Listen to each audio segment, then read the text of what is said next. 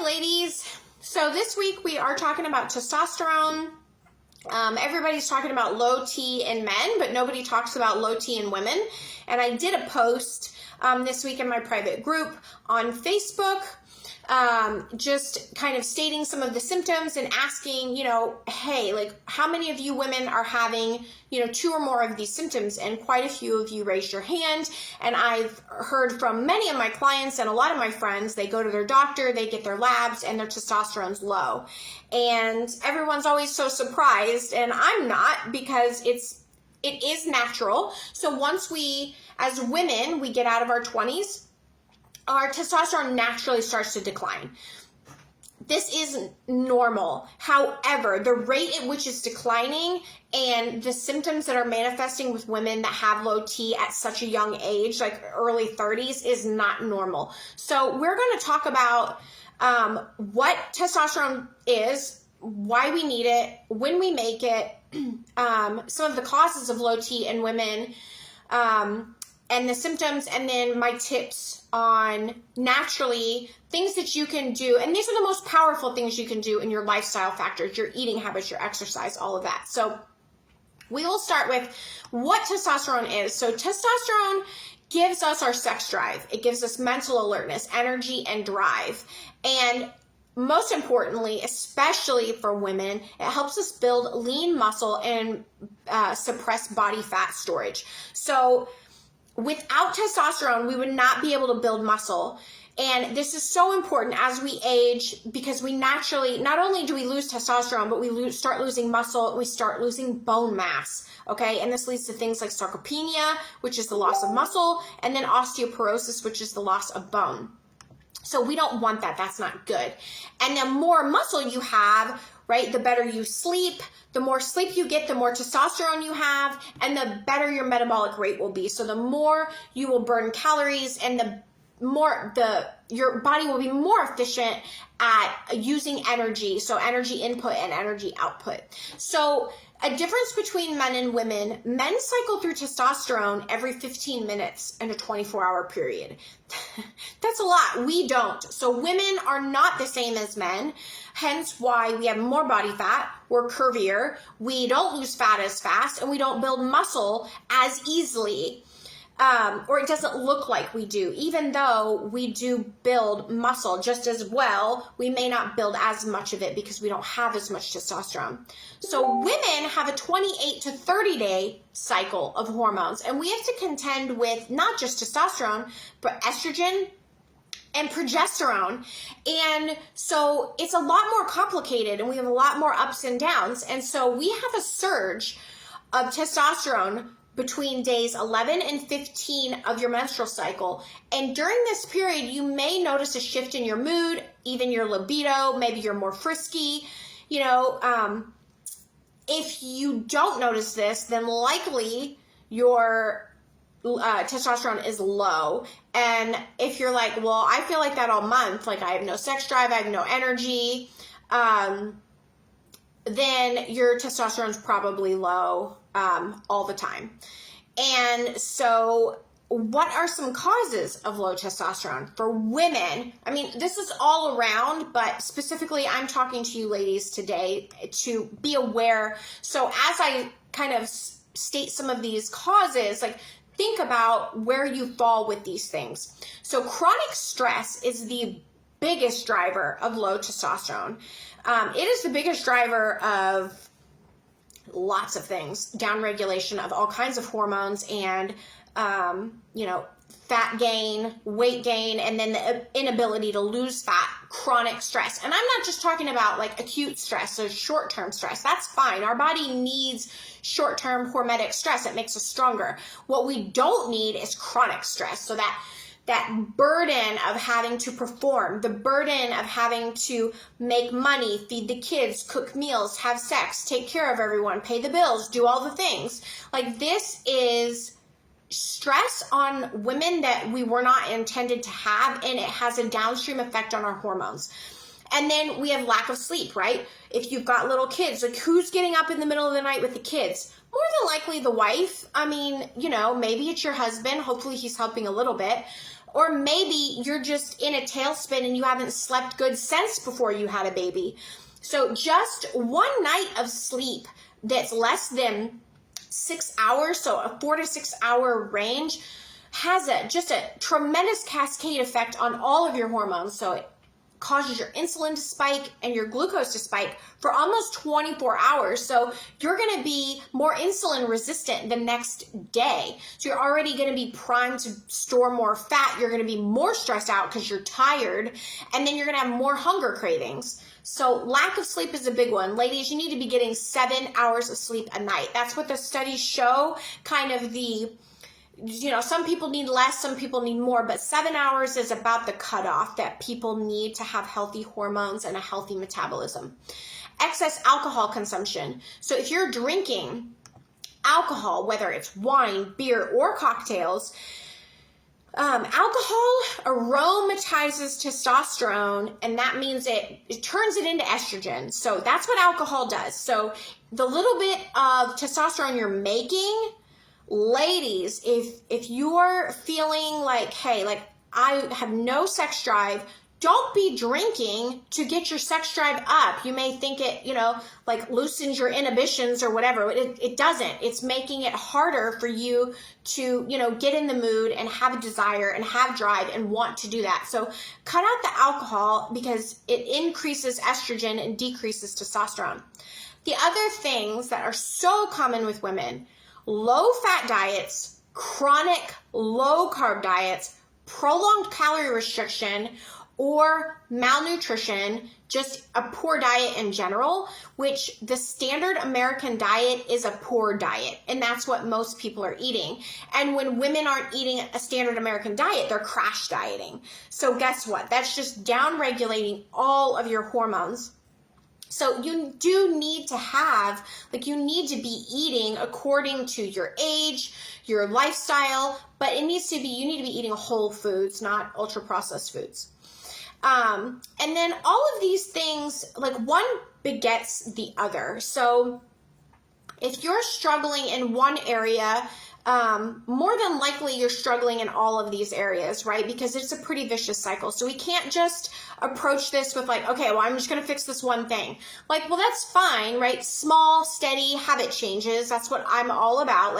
Small, sustainable changes you can keep. So maybe instead of drinking wine 3 nights a week, you drink wine 1 night a week. And then eventually you start making better choices. But you've got to take care to go to bed earlier. Cut out the alcohol, try to eat more whole fruits and vegetables, and prioritize protein. These are types of things, simple changes that will affect all of these causes. And it is helpful to note that there are studies, and they were just done on men, and that's kind of why I want to share this with you, because typically testosterone is only studied in men, and specifically low testosterone. So testosterone levels have been declining in men since 1980. That's been looked at 1.2 to 1.3% a year. You guys, that's a lot. And that's just in men. And it's even greater, I can imagine, for women, because things like environmental factors, so not just stress, sleep, and food, but things like phthalates, plastics, and xenoestrogens, which are in everything we use. So some products, ladies, to think about that you're using that contain endocrine disruptors, those are hormone disruptors, are plastic products. So even all the way down to your plastic water bottle, to the packaging of your food, nail polish, fragrances, shampoos, lotions, makeup, processed foods, and just the air we breathe. The air in our homes is often dirtier than the air outside. So getting an air filter, maybe taking a break from painting your nails all the time, getting clean shampoo and body wash products, cleaning products. They sell them everywhere now. Clean makeup. Think of how often you're slathering makeup on your face that contains all of these these really poisonous endocrine disruptors. So those are all things to think about. So, and we're the biggest consumers of these products. Men don't typically put makeup on and use perfume and nail polish on a daily basis? We do. So some of the symptoms, if you're wondering, like, well, how do I know? Like, what if I don't want to get labs? Or what if my doctor told me my testosterone was normal? You know, if you see a primary care physician, in allopathic medicine, you know, every lab is different. Every doctor's office, kind of, the lab they use is different. So the lab reference range is different. You guys, like, your doctor is going to give you the broadest range of normal. And so you could be on the low, like on the low, in the bottom of the normal range, and they'll tell you it's normal, but it's not. It's not optimal, right? So maybe you're experiencing decreased libido. That's a big one. Early senility, memory problems, or just reduced mental power, poor concentration, moodiness, depression, fatigue and weakness, a passive attitude, disinterest in things maybe that you used to enjoy or want to do, but now you don't want to do them, irritability, and hypochondria. So, you know, kind of overreacting to illnesses or ailments or things that you think are happening that really aren't there. So those are all symptoms. Like, do you have any of those symptoms? Like, that's something to think about. And then the tips that I have for increasing testosterone levels. So these are things that you can start doing right away. So the first one, losing body fat. Obviously, right, how do I lose body fat? So that's where, you know, a professional comes in, or just going out and searching out that education. And that's why I do these educational videos. For those of you who can't afford a nurse, medicine practice, like a practitioner or a coach, a professional to help you, right? My tip for that is make sustainable habit changes that you can keep. Don't try to pull off crash diets. My second tip, resistance train. So resistance training is the most studied and effective way to increase DHEA, which is a precursor to testosterone. We make DHEA, we have to have it in order to make testosterone. And lifting weights, at least your body weight, does that very effectively. High intensity exercise and high intensity interval training, they also increase testosterone and muscle mass, but need to be done under the at least advice and care of a trainer or a professional, because these can create too much stress if done chronically too often. But resistance training is a safe bet. Lifting weights, at least your body weight. Eating a minimum of 35 to 40% of your calories from healthy fats like avocado, coconut oil, extra virgin olive oil, nuts, seeds, and animal fats. So 35 to 40% of your diet needs to be healthy fats in order to maintain optimal hormone levels, specifically testosterone. Consuming foods that contain zinc and selenium. So foods like Brazil nuts, sunflower seeds, pumpkin seeds, these are all good sources of selenium and zinc. And then, like I said earlier, getting plenty of sleep. So 7 to 8 hours of sleep a night. Reduce your stress levels. Figure it out. What is stressing you out? And then start removing some of those stressors from your life. Start saying no to things that you can say no to. Start shutting off your phone. Stop watching the news. Get off social media. Do what you need to do with those little things to make your life less stressful. Consume whole food carbohydrates. So you do need carbohydrates for healthy hormones, just like you need fats. You just need to make sure they're not processed carbohydrates. So things like bread, pasta, cupcakes, muffins, that kind of stuff. And then supplement adequately with vitamin D and boron. Boron is a good supplement to help increase testosterone, and then vitamin D, obviously, and you need to find out what your levels are first before you start supplementing. So that's something you'll need to find out from lab work with your doctor. And then obviously working with a professional, you can customize all of these things to your needs. So I hope that was helpful.